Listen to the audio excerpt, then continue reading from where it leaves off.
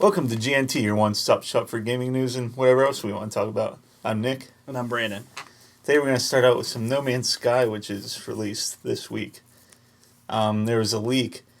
I guess the guy bought it. I guess somehow someone got a copy and put it on eBay. The guy bought it for $2,000, then began streaming on multiple, I think, on YouTube and a bunch of stuff. And Twitch announced a 24-hour ban on any accounts that stream No Man's Sky. And there's a lot of backlash, kind of, because obviously they don't want people seeing it yet. They want to keep some of it, a secret till you get the game and can enjoy it for yourself. So I did see about that, and I don't know if this is related to that, but I saw where they said it could be beaten 30 hours, which is oof. not a lot considering all that they toted. Now I don't know if there's any truth to that, but with the game copy being leaked and before the launch, that really takes a lot of wind out of its sails because people can pass judgment on it before it's really out. Right. And really derail the hype train that they've built for this game. Mm-hmm. I'm surprised a person would buy a copy for $2,000 and then stream it, because if they know better, I mean, people know better. It's common knowledge if you stream on Twitch or YouTube that if you are going to stream a game that's not even supposed to be out yet, unless you got a copy from the developer, you're probably going to get into some trouble, regardless of how you got it or, whatever. You're just asking for trouble. I don't know what his motive behind it, like $2,000 for the game, and what did he get out of it? Like, I don't know why you would do that. But. Oh, he might have got some number of subscribers because he was on there, but, I guess being the first to play in, I guess some notoriety there. Yeah. But beyond that, it's a lot of money to spend on I don't know, if it was a legit copy or of a pre-build. Or I don't think it was a finished copy. So. But. Then we have Overwatch doing very well. It hit 15 million player mark faster than any other Blizzard game. People have spent more than 500 million hours in the game so far. I did a little math. It came out at the end of May, I think the 24th. It was 75 days, 24 hours each day, and then 500 million hours divided by the 1,800 hours. That's 277,778 hours per day, roughly, which is roughly 32 and a half years a day of gameplay from the players, which is insane. Yeah, it's good to see that a new game do that well. Yeah. For a lot of games, it's hard to get a notch out there if you're a new game, and really to hold this far out to be still gaining players and holding their interest is great. Yeah. You see a lot of games that die off quickly, do well at start, but then die off. Seems that way with the Division. But I think Destiny had a little falling out, but I think it's building its player base back up. I picked it back up, and I'm enjoying it. They've made a lot of changes since I quit, so it's nice to see, the game come out, or the game come back. Yeah. I enjoyed playing when it first came out, but yeah, you're right. So beat the game, and then there wasn't much left to do after that. So yeah, I might get back into that too. Overwatch made over $500 million already in 2 months, so that's pretty good. Yeah. Then we have Best Buy offering a bundle. It's an Xbox One, 50-inch LED HD TV, and a game for $500, which isn't that what the Xbox One originally came out for? Or was it $400? I think it was $400. $400? Yeah, but still, that's a great deal. Yeah. A lot of people have come out and said that with the Xbox One S release, that if you have an Xbox One, you really get no benefit of getting the S, unless you're planning on getting a 4K TV. Then there's some draw there, but it's really not enough, especially with Project Scorpio coming out next year. You should just wait till that comes out because it's going to be a superior console to the One and the One S. So Yeah. I myself was really heavily debating on getting a S. I had one pre-ordered for a long time, and then the last minute, talked myself out of it. I think it was a pretty safe move. Yeah, I do too. I mean, even now, I mean, they've come out, they've gotten pretty good reviews about the design and form function and stuff. But I will say on a side note that they just released a big update for the Xbox. So voice commands that I would assume most people used to use to turn the console on or off or mute or whatever. Now you have to address the console as Cortana.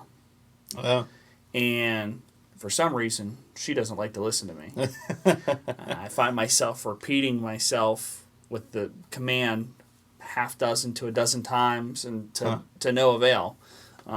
Really frustrating because it worked so well. Xbox mute is muted. Xbox turn on, it was on. Xbox turn off, it was off. Now it just will not. I mean, I don't know if maybe I just have a speech impediment and I can't pronounce Cortana correctly, but it just does not want to listen, and it's a little disappointing. yeah. So Yeah, especially if you're used to doing that. Just that's one of the coolest things that it kind of did. You know, I got home from work and I fired up the console. I'd walk into my room, Xbox on, it'd turn on, and then I'd sit down, or if something was going on, I Xbox mute. See something, or Xbox pause, play. Yeah. Now with all those features kind of not disabled, but not as fluid as they used to be, it's frustrating because they've kind of gone back a notch. The interface, the new interface, I do like. It's a cleaner interface, but this Cortana thing really isn't working out so far. So hopefully it'll learn like it's supposed to. It's supposed to adapt to your speech. So I hope moving forward it'll get better, but time will tell. Oh, and Xbox just seems cleaner. Xbox on with Cortana on. I mean, it's not that much more to say, but I don't know, just something cleaner about Xbox. Well, I think what they found, and maybe why they did the switch, was because a lot of times maybe if somebody was saying, "Oh, I'm playing Xbox," and then now it's listening, or if you say, "Yeah, we're playing Xbox," or say something close to that while you're playing, and then it could have actions that aren't, what you're looking, or not the desired action that you're looking for, or you're, accidentally do something that you might inhibit your gameplay. That's true. Whereas not many people are going to be saying Cortana this, Cortana that. Unless you're playing Halo. And even if you do, chances are it's not going to listen to you anyway, so you're pretty safe. And then next we have Bethesda marketing boss Pete Hines commenting on why they chose to remaster Skyrim over Oblivion, which we actually talked about whenever they announced it.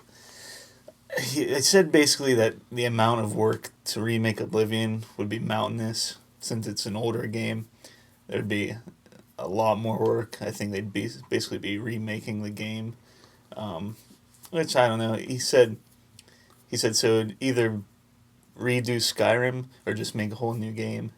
I'm like, I'm making a whole new game. Like I don't know. I wasn't as crazy about Skyrim.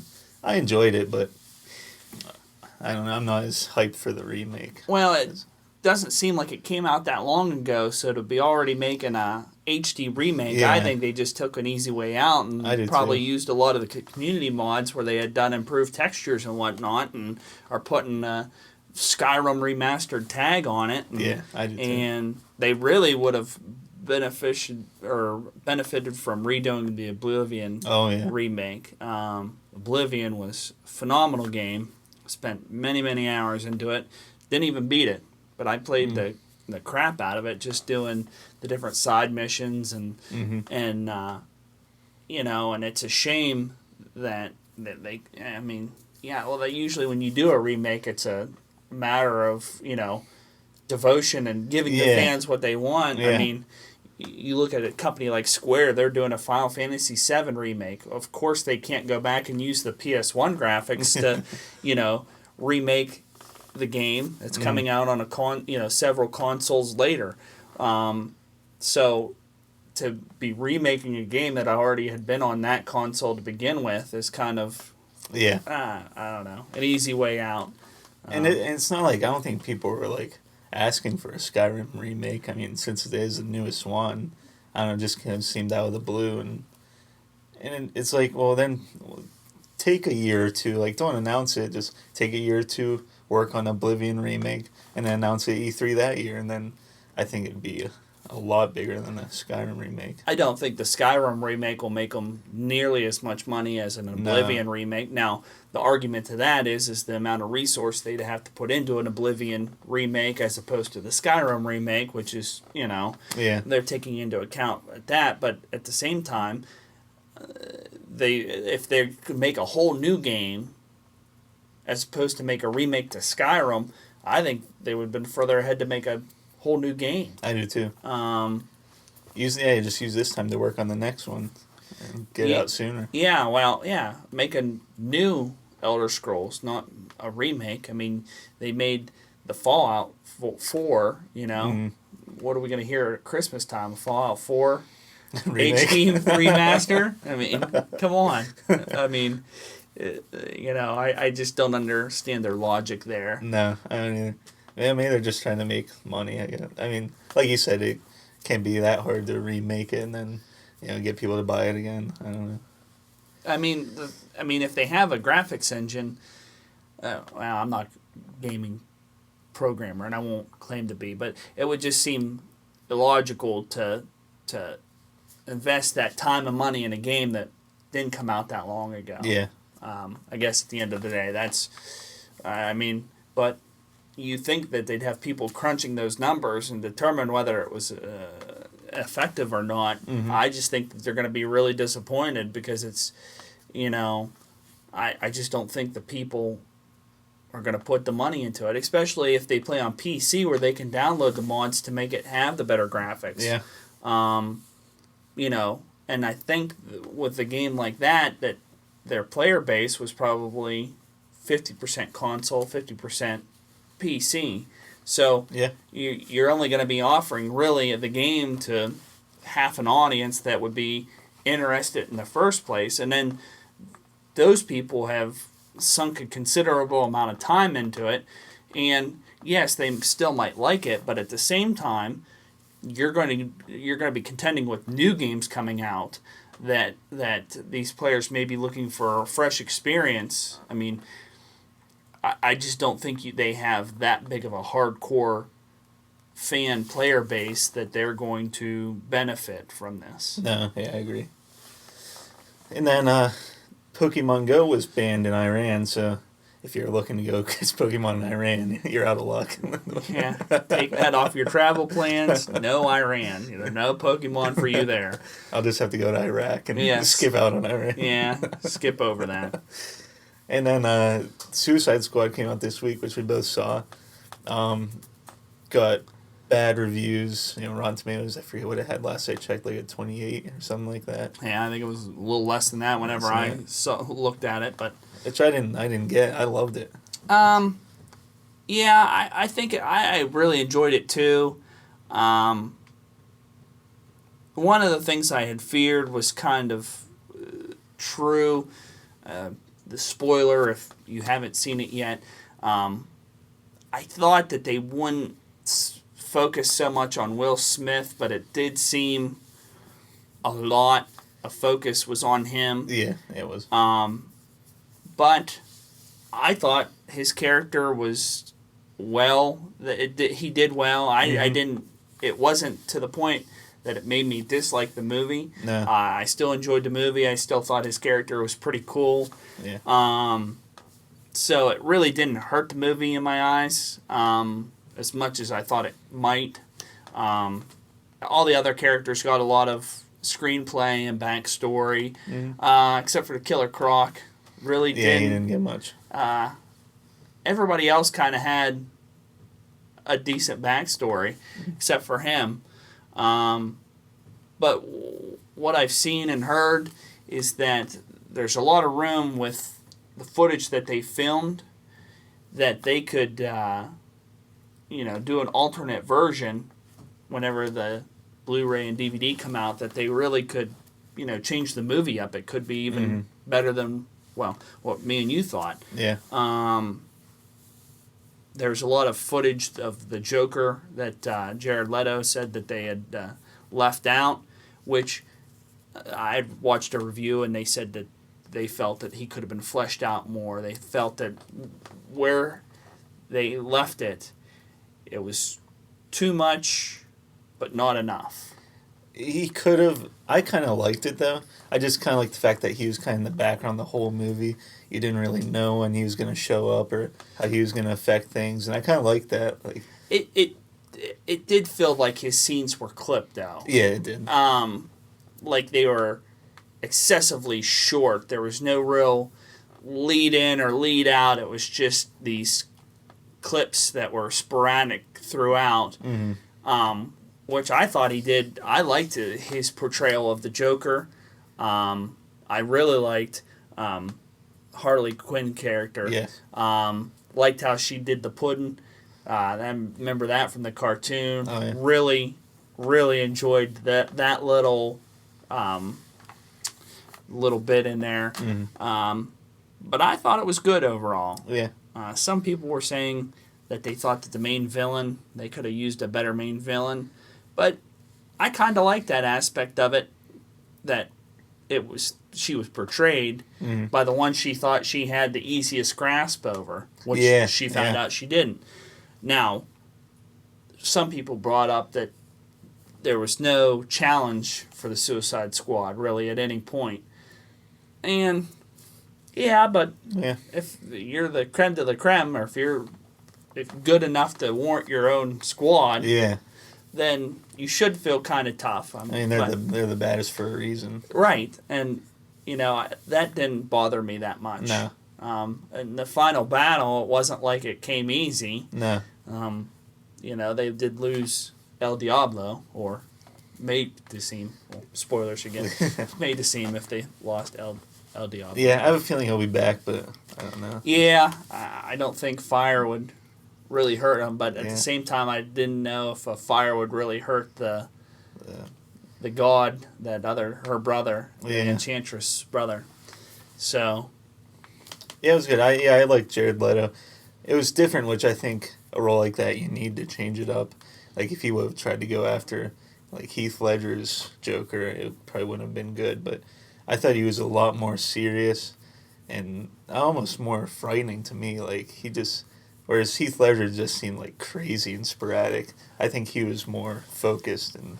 Yeah, his Joker kind of reminded me more of like the Jack Nicholson Joker, dark. But that Batman was very dark. Yeah. Which this was too. There wasn't really any. There was humor sprinkled throughout, but it wasn't overly bright. I mean, it was a darker tone movie. Yeah.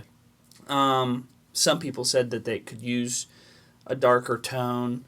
They really played it safe by not going too funny or too dark. Yeah.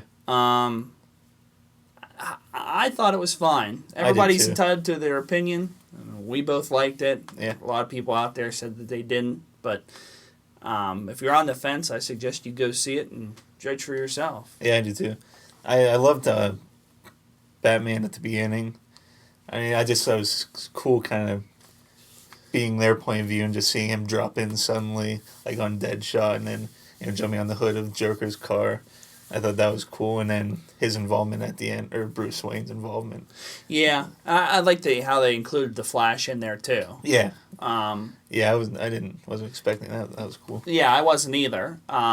It would have been kind of neat if like somebody else would have got Deadshot, like Wonder Woman, or well, I guess they couldn't have Superman because he's supposedly dead at this point, even though that extra scene at the end of the movie. But yeah, it would have been neat to see just a little more of the DC. Not that it wasn't good, but I thought that little part, but that's just nitpicking. Yeah. But yeah, it was good overall.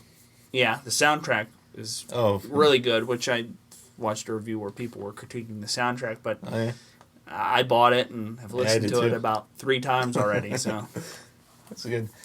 Yeah, well, thanks for watching. Leave a like, comment on your thoughts, and subscribe for more. So, thanks.